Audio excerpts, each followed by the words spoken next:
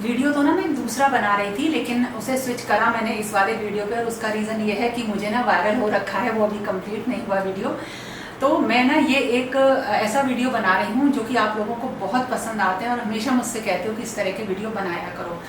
अब इस वीडियोस में आपने जो मेरे पिछले वीडियोस में कमेंट्स जो लिखे हैं उनको लेके मैं आपको रिप्लाई करूंगी, है ना। और मुझे बस मैंने वो क्वेश्चंस थोड़े से सिलेक्ट कर लिए, अदरवाइज मैं प्रिपेयर नहीं थी इस वीडियो को बनाने के लिए।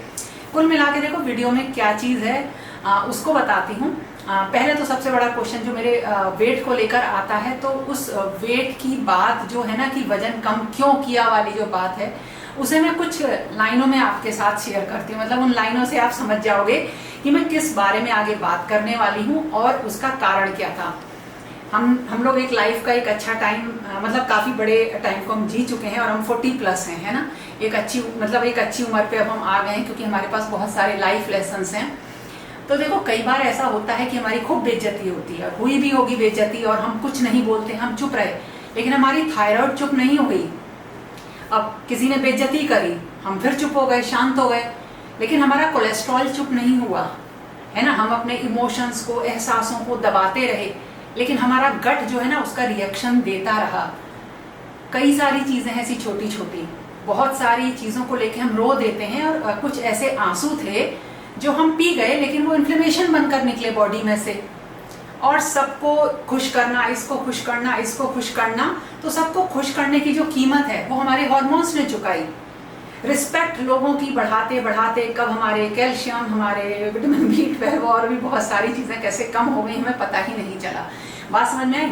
लेकिन जब ये चीज़ें समझ में आ गई है ना आज, उसके बाद भी कुछ ना करना, इसका मतलब यह है कि हम अभी भी उन्हीं बवंडर में फंसे हुए हैं और हम अपने लिए कभी कोई स्टैंड ले ही नहीं पाए। तो अपने वजन को कम करना हुआ, या जो मैं आप लोगों से बोलती हूँ अपनी सेल्फ केयर करना, बहुत पॉजिटिव रहने की कोशिश करना, कुछ चीज़ों को भूल जाना, ये इसलिए ज़रूरी है कि अब हम थोड़े मैच्योर हो चुके हैं। अगर हम अभी भी अपनी केयर ना करके इन्हीं सारी चीज़ों में फंसे रहेंगे ना, तो अपनी बुरी हालत के जिम्मेदार हम खुद होने वाले हैं। तो आज का वीडियो कुछ ऐसी ही चीज़ों के ऊपर है, जो क्वेश्चन हैं एक एक करके पढ़ूंगी और आपको उनके रिप्लाई करूंगी। और ये वो क्वेश्चन है जो बहुत ज़्यादा पूछे गए, इसीलिए मैंने ये सिलेक्ट करे हैं। आप लोगों ने बोला था कि बड़े वाले कृष्ण जी, देखो पहले मैं वो बड़े वाले कृष्ण जी लेकर आई थी, मुझे पसंद आए थे, अचानक से मैं ले आई थी, और अब मैंने वो अपने घर में मंदिर में रख रखे हैं। उनकी पूरी पूजा सेवा मैं करती हूँ, और वो किस तरह से मैं उनकी सेवा करती हूँ इसके ऊपर अगर आप बोलोगे तो मैं अलग से वीडियो बनाऊंगी, ठीक है ना। और दूसरा क्वेश्चन, जैसे अब सावन शुरू हो चुका है, तो उसमें जो है आज सावन का पहला सोमवार है, तो मैं कौन सी किताबें पढ़ती हूँ और क्यों पढ़ती हूँ। तो देखो सारी पुस्तकें मैं पढ़ती हूँ, उसमें देखो रामायण है, महाभारत है, शिव पुराण है, मार्कंडेय पुराण है, श्रीमद् भागवत है, तो मतलब बहुत सारी चीज़ें हैं। तो इन सब चीज़ों को पढ़ने का कारण क्या है, ये तो एक बहुत बड़ा विषय है। मतलब उनको मैं इतने एक छोटे से वीडियो में उसका रिप्लाई नहीं कर पाऊंगी, और शायद कई वीडियोस लगेंगे इन सारी चीज़ों के कारण बताने में।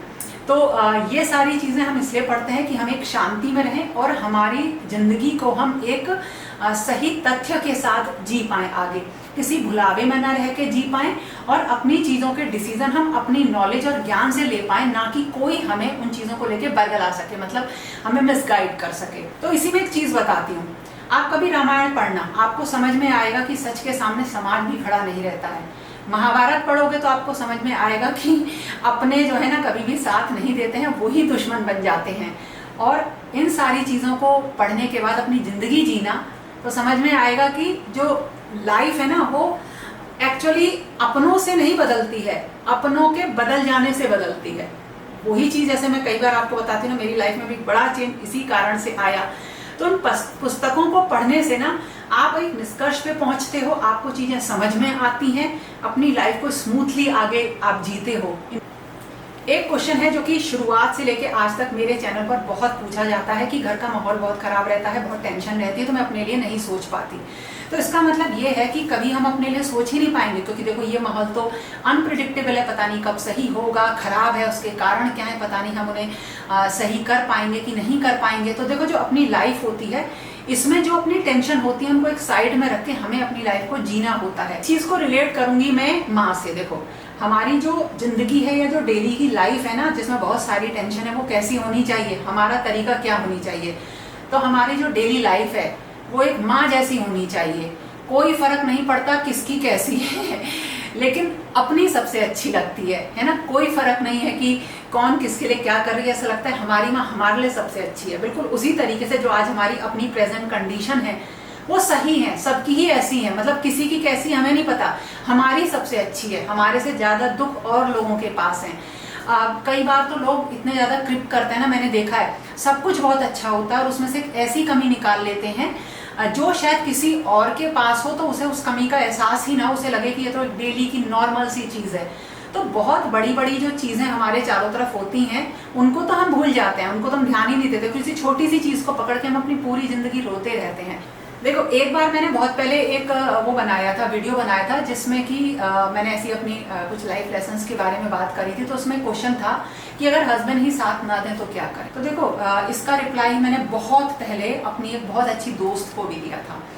कई लोगों की जिंदगी में अहमियत उनके रिश्ते से नहीं होती है, उनके चारों तरफ होने से होती है। जैसे मान लो घर में 5 मेंबर हैं, अब इन 5 मेंबर में हर एक की अपनी इंपॉर्टेंस है और वो लोग हो सकता है अपनी जिम्मेदारी नहीं निभा रहे हो सकता है बहुत अच्छे से निभा रहे हो, लेकिन अगर मान लो किसी एक की वजह से टेंशन है तो क्या वो टेंशन इतनी है कि आपको अलग होना है, या वो टेंशन आप मतलब झेल सकते हो। तो मेरा मानना ये है कि कुछ समय तक हमें टेस्ट करने चाहिए कि क्या जो हमारे साथ हो रहा है क्या वो मैं ही गलत तो नहीं समझ रही हूँ, कहीं वो नॉर्मल ही तो नहीं है। दूसरा, अगर हमारे साथ कुछ प्रॉब्लम हमारा हस्बैंड कर रहा है और अगर हम इसे छोड़ के अलग जाते हैं तो क्या हम तब खुश रह सकते हैं, और तब उस बात की गारंटी क्या है कि तब हमारी जो सिचुएशन होगी वो अब से अच्छी होगी।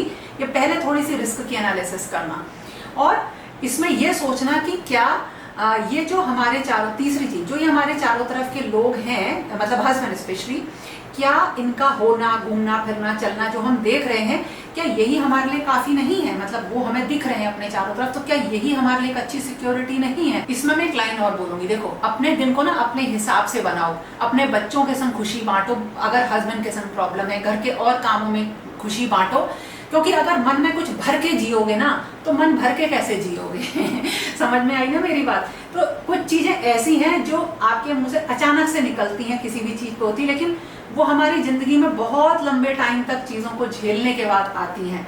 तो हमेशा अपनी जिंदगी देखो, वो कैमरे वाली जिंदगी मत देखो जो लोग दिखा रहे हैं, आप वो देखो, रियल जिंदगी, अपनी जिंदगी देखो। जैसे ये बहुत अच्छा है, इसे ले लो, नहीं, आप ये देखो क्या ये मेरे लिए जरूरी है। मैंने आपको बहुत सारे वीडियोस में बताती हूँ ये बहुत अच्छा है, ये बहुत अच्छा है, कोई जरूरत नहीं है उसे लेने की जब तक कि वो आपके लिए जरूरी ना हो। मतलब हर चीज का डिसीजन आप अपने अकॉर्डिंग करो। ये जो अब जो ये सोशल मीडिया ने बहुत सारी चीजें बहुत ज्यादा अच्छी करी है, मतलब बहुत अच्छी करी है, मतलब इनके तो अनलिमिटेड फायदे हैं, लेकिन कुछ चीजें ऐसी हैं जिनसे हम अफेक्ट हो रहे हैं। उसमें बहुत सारी चीजें ऐसी हैं, इसके ऊपर एक अलग वीडियो बनाऊंगी। तो अपनी चीजों को अपने अकॉर्डिंग देखो, कौन आपको टेंशन दे रहा है, उसी की वजह से प्रॉब्लम है। तो बजाय एक्सरसाइज ये करना कि मुझे उससे प्रॉब्लम है, उसने मेरे संग ये कहा, हेलो मम्मी उसने कहा, इसने इससे कहा, कह रहे हैं ना, उससे हमें प्रॉब्लम है, बजाय इसके कि इस चीज को बड़ा बनाते जाओ, इसके बारे में डिस्कस करते करते आप बड़ा अपनी चीजों को, अपनी और अच्छी चीजों को बड़ा बनाओ। बच्चों के स्कूल से आने का वेट करो, उनके संग लगो, उनके अंदर कुछ अच्छी आदतें डालो। तो वहां से आपको ना, अब इस चीज को ना मैं बहुत अच्छे से बोलना चाहती हूँ पेरेंटिंग के ऊपर, क्या है एक्चुअली पेरेंटिंग। मतलब मेरा बहुत मन है कि इसके ऊपर एक वीडियो बनाऊं कि एक्चुअली बच्चे को पालना क्या होता है। मतलब क्या उसे जन्म दे दिया, खाना बना दिया, उसका होमवर्क पूरा कर दिया, जिम्मेदारी पूरी कर दी, ये बिल्कुल नहीं होता। अगर आप लोग आज कमेंट करोगे तो इसके ऊपर मैं अपनी बात जरूर रखना चाहूंगी कि एक्चुअली सही पेरेंटिंग क्या होती है। बच्चा बड़ा हुआ, पढ़ा लिखा, वो कोई काम नहीं कर रहा, उसमें सारा दिन बैठ के घर में ये बोला जाता है ये कुछ नहीं करता, इसने ये नहीं किया। एक्चुअली उसमें बच्चे का दोष केवल और केवल मैं मानती हूँ 10 से 20% होता होगा। मतलब रियल मैं जो मानती हूँ ना, हो सकता है गलत भी हो, लेकिन बाकी का 80% ना पेरेंट्स के ऊपर होता है। और मैंने तो ऐसे लोग भी देखे हैं कि वो सिर्फ यही कहते हैं कि ये कुछ नहीं करता या बच्चे ने ये अचीव नहीं किया, लेकिन वो कभी उन्होंने उसको, जब से वो बचपन से बड़ा हो रहा होगा ना, तो कभी ये नहीं देखा था कि इसकी क्या कमियां हैं, ये किस चीज के लायक है, इसे हम किस चीज में बढ़ावा दें, और एक टाइम पे जब ऐसी कुछ प्रॉब्लम्स आएंगी तो हम इसके साथ कैसे खड़े होंगे। कोई खड़ा नहीं होता। कई बार बहुत सारे पेरेंट होते हैं ऐसे, मैंने देखे कि बच्चा बड़ा हो गया, बन गया, नहीं बन पाया कुछ, तो वो हमेशा ये चीज सुनाते हैं कि बन नहीं पाया, लेकिन अपने आप को बहुत सिक्योर करके रखते हैं। वो अपने एफर्ट नहीं डालते हैं उसको खड़ा करने में। एक बहुत बढ़िया कमेंट है इसे मैं बढ़िया इसलिए बोल रही हूँ कि तकरीबन सबका ही कमेंट है, चाहे आप ज्वाइंट फैमिली में रह रहे हो, चाहे आप न्यूक्लियर फैमिली में रह रहे हो, तो फैमिली में टेंशन होती है ना, कॉमन सी चीज है, नॉर्मल सी चीज है। लेकिन इस फैमिली में जो टेंशन है या जो नेगेटिविटी रहती है, जो कमेंट है वो नेगेटिविटी के ऊपर है। नेगेटिविटी रहती है, इसे हैंडल कैसे करें, कोई जरूरत नहीं है हैंडल करने की। अभी बताया ना मैंने, इसको हैंडल करोगे कुछ भी चीज चेंज नहीं होती। अपने आप को चेंज करोगे ना तो 80% अपनी प्रॉब्लम से आप छुटकारा पा लोगे, चाहे कैसी भी कितनी भी बड़ी से बड़ी प्रॉब्लम क्यों ना हो। केवल अपने आप को हमें चेंज करना है। आप कोशिश करिए, लेकिन 1-2 दिन नहीं रहा, 1-2 साल का टाइम दो। वजन कम किया था, देखो लास्ट सितंबर से शुरू किया था, सितंबर आने वाला, साल भर बीत गया ना, अब थोड़े से चीजें दिखनी स्टार्ट हुई हैं, तो अपने आप को बदलो। मैंने अपने आप को बदलने की शुरुआत आज से 6 साल पहले करी थी, 6-7 साल पहले। धीरे धीरे धीरे धीरे करके वो फिर गुड़ गोबर हो जाता था, फिर वैसे ही बिहेव करने लगते थे। धीरे धीरे चीजें सीखी। कर्म करो अपना अगर कर्म करोगे ना, तो सिर्फ एक चीज का ना भरोसा बिठा लो अपने अंदर। आप जो आज कर रहे हो उसे कोई नहीं देख रहा है ना, लेकिन कर्म करने से ना ऊपर वाला देखता है ना, उसे सीन भी करता है, रिप्लाई भी करता है। लाइन याद रखना, आज आपने अच्छा किया ना, उसने देख लिया और उसने आपको उसका फल भी दे दिया। अगर नेगेटिविटी की बात करोगे ना, तो नेगेटिविटी या किसी भी कोई भी इंसान का खराब होना ना आपको दुख देता है, दर्द देता है। तो दर्द देते देते आदमी हंसना तो छोड़ो, आप रोना भी भूल जाता है। बहुत कठिन है ये सारी चीजें। अगर आप इन्हें अपनी लाइफ में घुसाते चले जाओगे ना, तो एक दिन आपको पता चलेगा कि वाकई दिन क्या रहा। आप ऐसे दिन बना लेते हो अपने कि वो दिन आपको ऐसा लगता है कि बस जो है कुछ नहीं बचा है।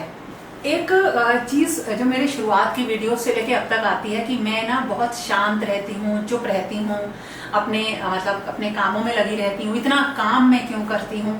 तो देखो, काम करना ना आपको बहुत सारी चीजें भुलाता है और ये थेरेपी होती है। धीरे धीरे आप शांत रहना सीख जाते हो। और हर नवरात्रों पे मैं क्या करती हूँ, एक आदत बदलती हूँ अपने अंदर। उस आदत को बदलने के लिए मैं अगले उसी नवरात्रि तक प्रैक्टिस करती हूँ और मैं पाती हूँ कि हाँ, मैंने काफी कुछ वो उस आदत को अपने अंदर ले आई हूँ मैं। थोड़ा मुश्किल होता है ना, तो देखो, लेकिन करीब 5-6 महीने का अंतर होता है एक नवरात्रि से दूसरे में।